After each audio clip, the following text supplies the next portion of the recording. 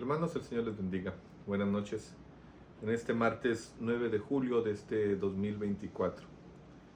Quiero invitarles en esta noche a que meditemos en la palabra del Señor y busquen en sus Biblias el Evangelio según Juan. Y vamos a leer los primeros 7 versículos del capítulo 9. Y antes de iniciar con la lectura de esta noche, de esta tarde, vamos a orar, vamos a pedirle a nuestro Señor que nos bendiga, que nos permita entender en su misericordia lo que Él tiene para nosotros. Oremos. Bendito Padre, te damos a ti la honra y la gloria porque tú eres bueno, Señor. Porque tu infinita misericordia, Señor, está presente en nuestras vidas. Tú nos guardas, tú nos cuidas, Señor. Aún, Padre, sin darnos cuenta, tú, Señor, nos libras de todo mal. Gracias, bendito Dios, por lo bueno que tú eres. En el nombre de Cristo Jesús. Amén. Sí, mis hermanos, yo les invito a que leamos en esta ocasión el capítulo 9 del Evangelio según San Juan, los versículos del 1 al 7. Dice así la palabra del Señor. Al pasar Jesús vio a un hombre ciego de nacimiento, y le preguntaron sus discípulos diciendo: Rabí, ¿quién pecó, este o sus padres, para que haya nacido ciego? Respondió Jesús: no es que pecó este ni sus padres, sino para que las obras de Dios se manifiesten en él. Me es necesario hacer las obras del que me envió, entre tanto que el día dura. La noche viene cuando nadie puede trabajar. Entre tanto que estoy en el mundo, luz soy del mundo. Dicho esto, escupió en tierra e hizo lodo con saliva y untó con el lodo los ojos del ciego y le dijo: ve a lavarte en el estanque de Siloé, que traducido es enviado. Fue entonces y se lavó y regresó viendo. Bien, podemos encontrar en este pasaje al menos 3 cosas de las cuales yo les invito a que meditemos. Primero, hay un hombre ciego que nos dice la Escritura que era un hombre ciego de nacimiento. Eso nos lleva al entendimiento de que si era un hombre ciego de nacimiento, pues toda la gente lo conocía y sabía de él, que desde niño, desde bebé, desde que nació, sus ojos estaban privados de la luz, no podía ver. Era una condición que para todos en aquellos momentos pues les parecía ya normal que este hombre pues fuera ciego y que no viera. También podemos ver que esta condición de pensamiento, de costumbre, también está matizada por el pensamiento humano, el pensamiento de juicio, el pensamiento de juzgar, porque los discípulos le preguntan al Divino Maestro, asumiendo que si estaba ciego era porque lo merecía. Alguna falta debió haber cometido y no sabían si él mismo o sus padres. Y aquí nos lleva también a pensar a veces cómo es el entendimiento del ser humano, que en condiciones aparentemente de este tipo se pudiera pensar en injusticia de lo que tiene que padecer alguien. Pareciera que el ser humano en su juicio tiene mayor claridad y mayor conciencia para establecer lo bueno, lo malo, lo que merece, lo que no merece alguien, y no Dios, porque muchas veces se pone a cuestionar lo que Dios permite lo que Dios hace, sin darse cuenta que las consecuencias que a veces se tienen que afrontar es en el origen de una condición que nos lleva a remontarnos y a ver desde el principio de los tiempos la desobediencia, el pecado que obró en el ser humano y que le trae que nos trae terribles consecuencias, entre la peor de todas, la más lamentable, la condenación. Pues bien, quiero dejarles a ustedes estas tres cosas y vamos a empezar a tratar de escudriñar la palabra y a meditar con respecto a lo que acabamos de leer. Los discípulos, en primera instancia, como todo el pueblo, como toda la ciudad que estaban alrededor de este hombre ciego, pues les parecía ya normal y que estuviese así. Pero fíjese que no pensaron, no consideraron la situación que podían llevar delante de Dios, delante del Hijo de Dios, delante del Divino Maestro, para tratar de que le ayudara a ese ciego. Porque ellos habían visto las grandes obras que Jesucristo había hecho. Ya habían sido testigos de hechos portentosos. Pero no pensaron en que Cristo le ayudara a este hombre. Al contrario. Lo que hicieron fue pensar que la condición miserable que tenía este hombre, este ciego, lanzan una pregunta llena de juicio y tratando de justificar el porqué de su condición. No vieron el poder, la grandeza de Cristo Jesús que podía ayudarle, sino al contrario, expresaron su pensar y le preguntan al Señor: ¿por qué está así? ¿Pecó él? ¿Pecaron sus padres? ¿Lo merecía? Definitivamente es completamente diferente el pensamiento de Dios al pensamiento humano. El pensamiento humano está limitado, es egoísta, es prejuicioso y siempre tiene una actitud inquisitiva. Siempre está juzgando a los demás. Esa es la conducta, ese es el pensamiento del hombre natural. También como el bueno merece estar bien. Y si algo padece alguien es porque lo merece, porque se lo buscó y porque así tiene que ser.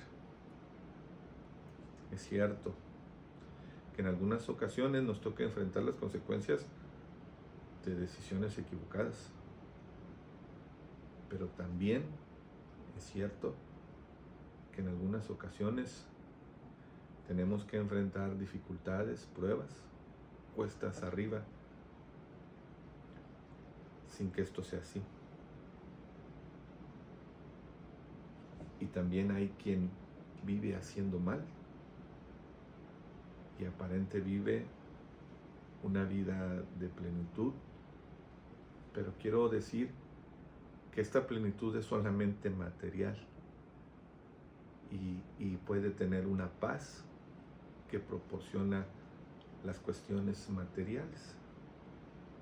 Y esto en algunos momentos llega a hacer dudar, a hacer temblar hacer pensar que no está tan mal, o que puede alguien actuar de manera malvada para obtener el bien. Mire lo que dice el Salmo 73, versículos del 2 al 11. En cuanto a mí, casi se deslizaron mis pies, por poco resbalaron mis pasos, porque tuve envidia de los arrogantes, viendo la prosperidad de los impíos. ¿Por qué no tienen congojas por su muerte? Pues su vigor está entero, no pasan trabajos como los otros mortales, ni son azotados como los demás hombres. Por tanto, la soberbia los corona, se cubren de vestidos de violencia, los ojos se les saltan de gordura, logran con creces los antojos del corazón, se mofan y hablan con maldad de hacer violencia, hablan con altanería, ponen su boca contra el cielo y su lengua pasea la tierra. Por eso Dios hará volver a su pueblo aquí, y aguas en abundancia serán extraídas para ellos. Y dicen, ¿cómo sabe Dios? Y hay conocimiento en el Altísimo. He aquí, estos impíos, sin ser turbados del mundo, alcanzaron riquezas. Yo le voy a pedir que usted en su casa siga leyendo este salmo, para que vea al final cuál es la conclusión, y no se quede usted pensando como el salmista el primero, creyendo que el que hacer mal, es más, llegó hasta envidiarlo, dudó seguir el camino. Pero al final de este salmo, usted podrá encontrar lo que verdaderamente le espera a las personas que actúan de esta manera. La verdad es un fin lamentable. Pero la razón de leer esta parte de la Escritura era para que pudiéramos hablar de que lamentablemente no siempre el que enfrenta una adversidad es quien merece un sufrimiento o una prueba. Y es por eso que, volviendo a la pregunta de los discípulos que le hacen a Jesucristo y que le dicen, ¿quién pecó? ¿Este o sus padres? Para que hayan nacido ciego. No entendían que la potestad de Dios está sobre toda su creación, y que si bien el amor de Dios está más que comprobado en el sacrificio que hizo Jesucristo en la cruz, en la cual padeció la muerte más cruel, en un sacrificio voluntario, solamente llevado por la obediencia hacia el Padre y el amor al hombre, y que todavía hoy, 2000 años después de este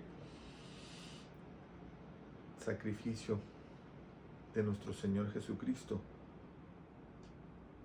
muchos lo siguen ignorando, y por muchos este acto inexplicable de Dios, de amor de Dios para el hombre, sigue siendo ignorado. Y en la total ignorancia y osadía, sin límites, el hombre se siente con el derecho de cuestionar a Dios, y el preguntarle y reclamarle por qué permite o por qué hace algunas cosas. Pero esto es algo que no es nuevo. Esto es algo que en la conciencia del ser humano ha sido parte de su historia. La inconformidad, la rebelión, el estar en contra de la voluntad de Dios. En Romanos 9, versículos 20 y 21 dice, mas antes, oh hombre, ¿quién eres tú para que alterques con Dios? ¿Dirá el vaso de barro al que lo formó, ¿por qué me has hecho así? ¿O no tiene potestad el alfarero sobre el barro para hacer de la misma masa un vaso para honra y otro para deshonra? Es irónica y desafiante la actitud del que cuestiona a Dios, el porqué de algunas cosas, cuando el hombre se siente con todo el derecho de decidir sobre lo que tiene que hacer con su vida. Una vida que no hizo nada para obtenerla, sobre la cual no tiene la autoridad de poder decir hasta cuándo ha de tenerla. Pero sí tiene la osadía de decir que no hay nadie que le pueda limitar o que le pueda impedir, y que tiene todo el derecho de decidir con ella lo que le plazca, sin ser cuestionado. Y sí, confronta a Dios y le pide explicaciones, el porqué de situaciones que cree que no merece, que considera son injustas para él. Cuánta ignorancia hay en estos reclamos, pues no saben que el propósito de Dios es hacer el bien siempre a su creación, al hombre, y que tiene toda la autoridad para probar el corazón del ser humano y al final darle bendición. Mire lo que dice Deuteronomio capítulo 8, versículos del 8, todo el capítulo 8, lo leeremos rápidamente. Dice: cuidaréis de poner por obra todo mandamiento que yo os ordeno hoy, para que viváis y seáis multiplicados, y entréis y poseáis la tierra que Jehová prometió con juramento a vuestros padres. Y te acordarás de todo el camino por donde te ha traído Jehová tu Dios estos 40 años en el desierto, para afligirte, para probarte, para saber lo que había en tu corazón, si habías de guardar o no sus mandamientos. Y te afligió, y te hizo tener hambre, y te sustentó con maná, comida que no conocías tú ni tus padres la habían conocido, para hacerte saber que no solo de pan vivirá el hombre, mas de todo lo que sale de la boca de Jehová vivirá el hombre. Tu vestido nunca se envejeció sobre ti, ni el pie se te ha hinchado en estos 40 años. Reconoce asimismo en tu corazón que como castiga el hombre a su hijo, así Jehová tu Dios te castiga. Guardaréis, pues, los mandamientos de Jehová tu Dios, andando en sus caminos y temiéndole.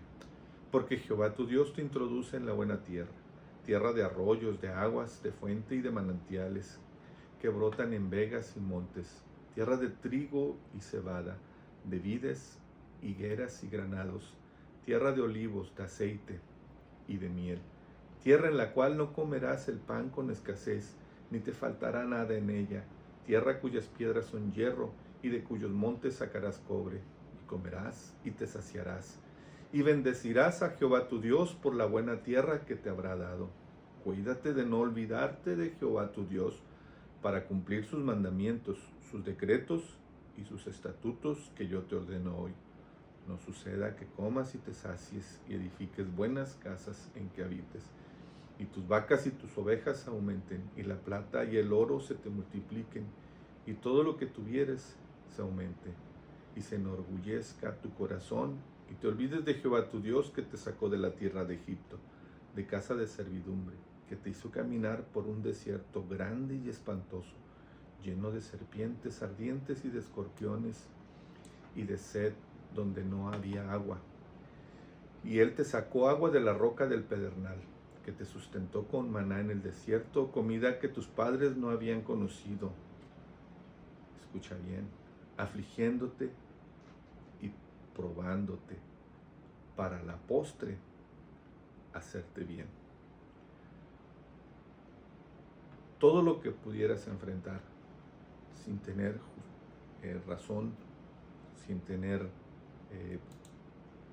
alguna consecuencia aparente de una mala decisión,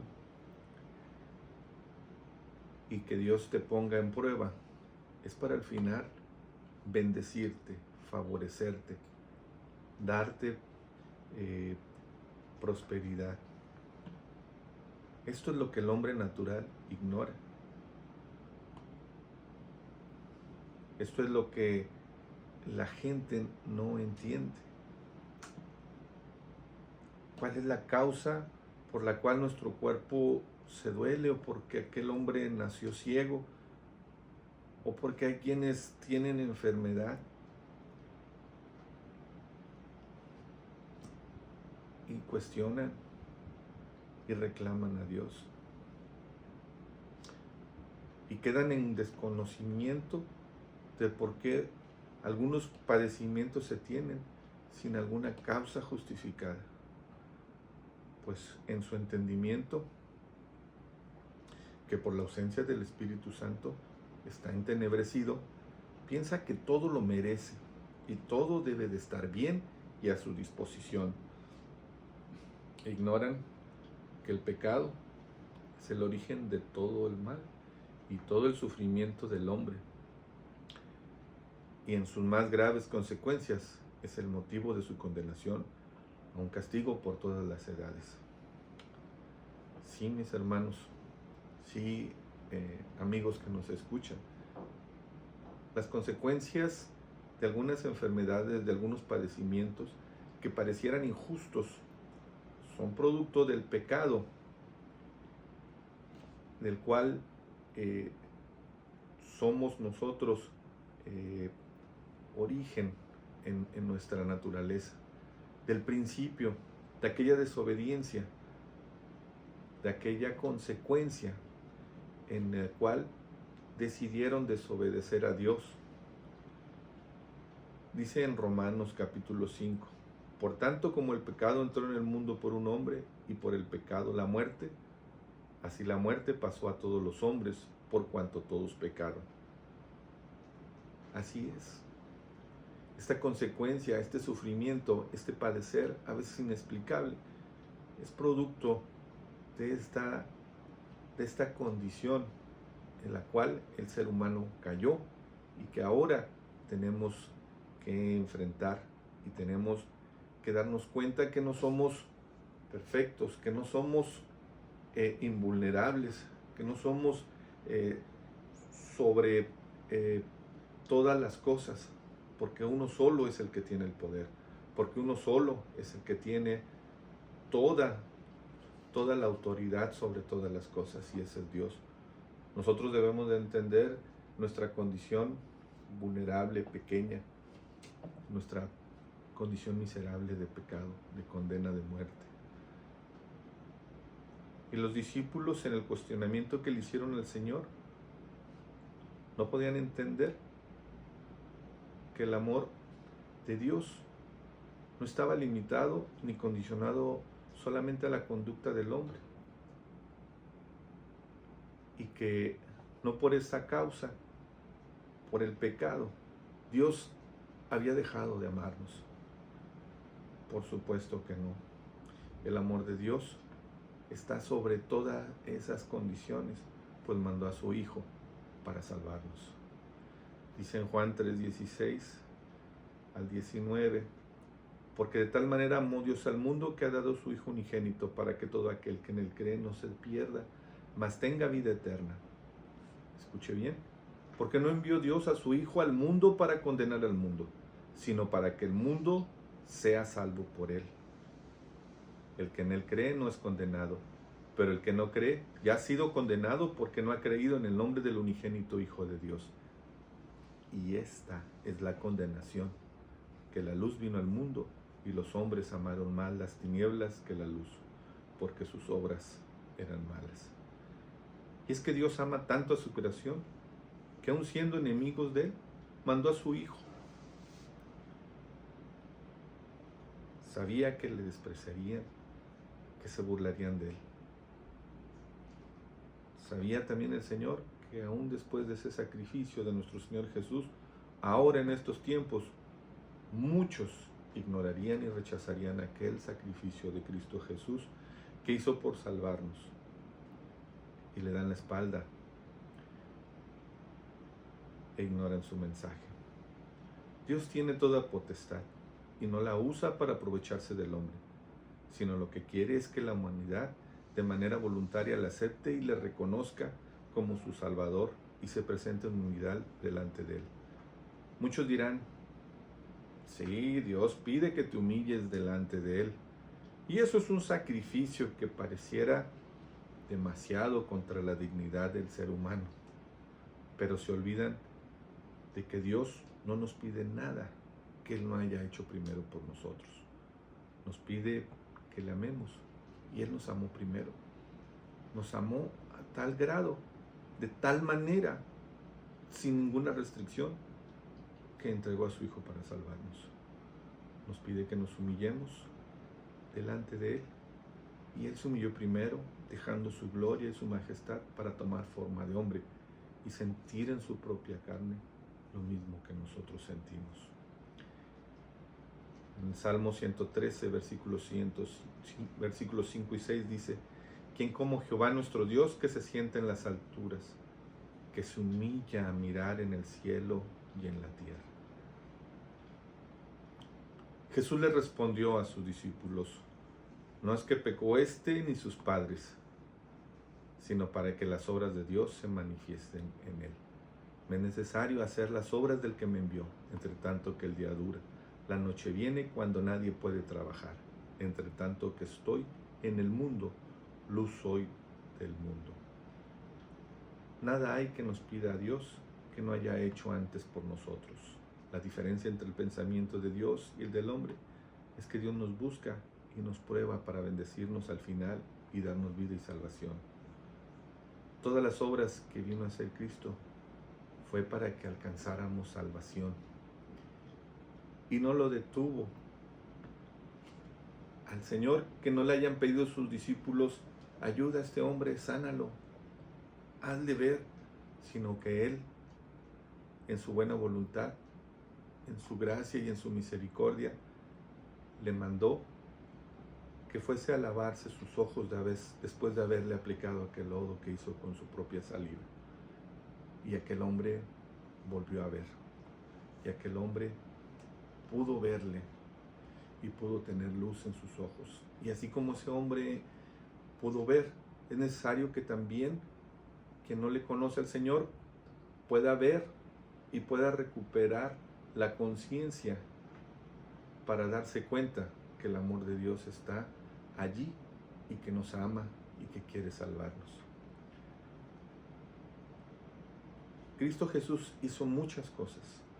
Dice en Juan capítulo 20, versículos 30 y 31. Hizo además Jesús muchas otras señales en presencia de sus discípulos, las cuales no están escritas en este libro, pero estas se han escrito para que creáis que Jesús es el Cristo, el Hijo de Dios, y para que creyendo tengáis vida en su nombre.